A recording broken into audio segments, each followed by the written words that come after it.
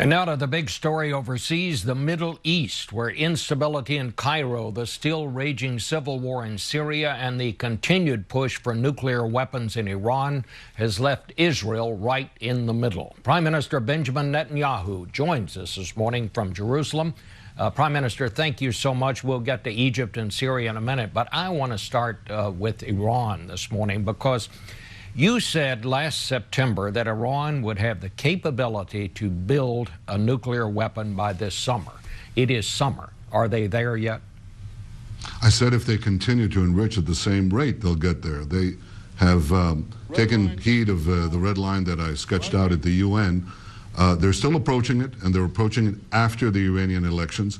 They're building ICBMs to reach the American mainland within a few years. They're pursuing an alternate route of plutonium, that is, enrich uranium to build a nuclear bomb, one route, plutonium, another route, and ICBMs, intercontinental ballistic missiles, to reach you. They don't need these missiles to reach us. They already have missiles that can reach us. They're doing that after the elections. So they haven't yet reached it, but they're getting closer to it, and they have to be stopped. There are reports in Israel, and our sources confirm, Prime Minister, that you want the United States to harden its position on Iran immediately and to convey to the new government there that if Iran does not halt the nuclear program, its regime will not survive. I think the important thing is what the U.S. has said. They said the words won't influence us. What really counts is what the Iranians do, and what they have to do is stop their nuclear program. They have to stop all enrichment of nuclear material, to take out the enriched uranium, to dismantle the illegal and shut down the illegal nuclear facility in Qom. These are the right demands, and those should be backed up with ratcheted sanctions. You should ratchet up the sanctions and make it clear to Iran that they won't get away with it. And if sanctions don't work, then they have to know that you'll be prepared to take military action. That's the only thing that will get their attention. Well, do you believe that the United States, there are reports that you feel the United States has been too patient, a little too tolerant in dealing with the Iranians? Are you asking the United States to take a harder line? I think we've spoken many times, President Obama and I, about the need to prevent Iran from getting nuclear weapons. I know that is the U.S. policy. What is important is to convey to them, especially after the elections, that that policy will not change and that it'll be backed up by increasingly forceful sanctions and military action. Now, mind you, there's a new president in Iran. He believes on, he's criticizing his predecessor for being a wolf in wolf's clothing. His strategy is be a wolf in sheep's clothing. Smile and build a bomb. He brags about the fact that he talked to the Europeans while completing a nuclear conversion plant in Isfahan. So I think they can't be allowed to get away with it. They're getting closer and closer to the bomb, and they have to be told in no uncertain terms that will not be allowed to happen. I think it's important to understand that we cannot allow it to happen. You know, our clocks are ticking at a different pace. We're closer than the United States. We're more vulnerable. And therefore, we'll have to address this question of how to stop Iran, perhaps before the United States does. But as the Prime Minister of Israel, I'm determined to do whatever is necessary to defend my country, the one and only Jewish state, from a regime that threatens us with renewed annihilation. Well, the United States has said that we won't tolerate a nuclear Iran. What else can we say? I think it's very important to make clear to them that you won't allow them to have this weapon, and to demonstrate that by actions. That is, you can also make clear that the nuclear option, which is on the military option, which is on the table, is truly on the table. The Iranians take note of that. Right now, my sense is, in the international community as a whole, that because so many things are happening in the Middle East, things are happening, as you say, in Syria, in Egypt, with the Palestinians, there are many important issues that we have to deal with. And I have a sense that there's no sense of urgency, and yet, on Iran, and yet Iran is the most important, the most urgent matter of all. You should just talk to many of the leaders in this region, and they'll tell you that. Because all the problems that we have, however important, will be dwarfed by this messianic, apocalyptic, extreme regime that would have atomic bombs, it would make a terrible, catastrophic change for the world and for the United States, of course for my country as well. So I think we have to have our eyes fixed on Iran. They have to know that we're serious. They have to know that there won't be an alternative route that they could reach the bomb.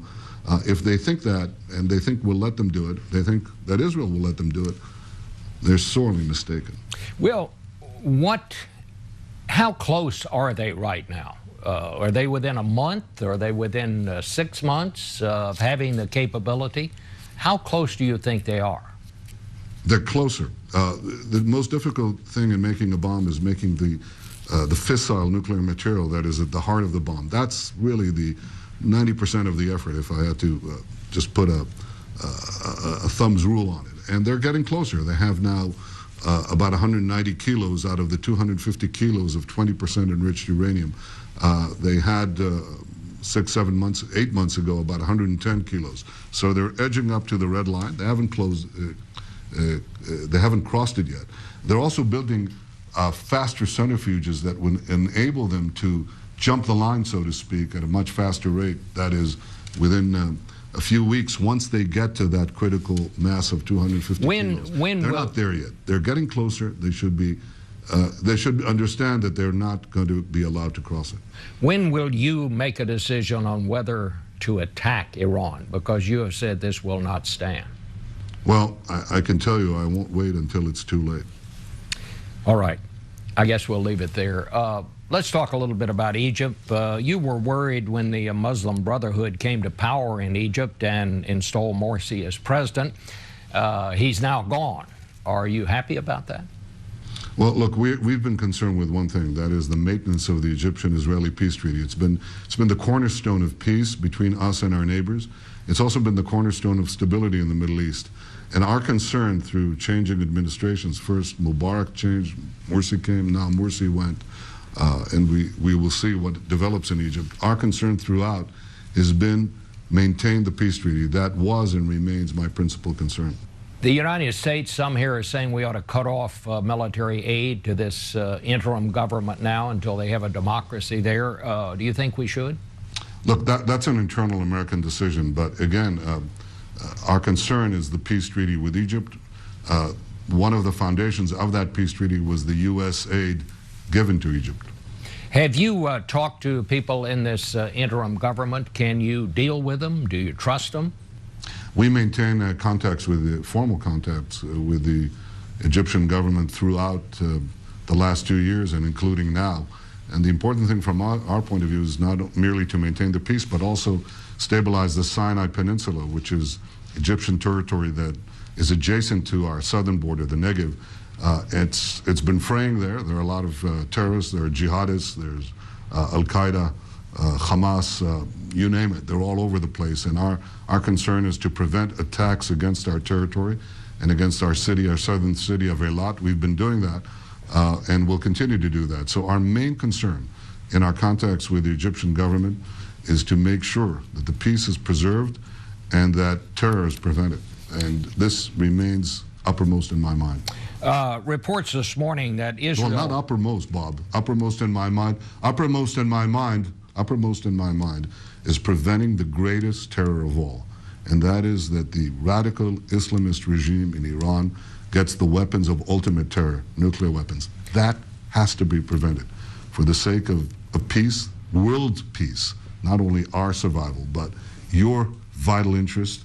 And I think the flow of history will judge us if we're able or unable to prevent this catastrophe. Let me ask you just one question on the Syrian civil war. Reports this morning that Israel carried out an attack in Syria this month that targeted advanced anti-ship cruise missiles sold to the Syrian government by Russia.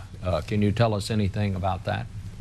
Oh, God. Every time something happens in the Middle East, Israel is accused, or most often it's accused, and I'm not in the habit of saying what we did or we didn't do. I'll tell you what my policy is. My policy is to prevent the transfer of dangerous weapons to Hezbollah and other terror groups, Hezbollah in Lebanon and other terror groups as well, and we stand by that policy. All right. Well, Mr. Prime Minister, thank you so much for joining us this morning. Wish you the best, and I'll be back in a minute with some thoughts on Washington and why it can't seem to get anything done.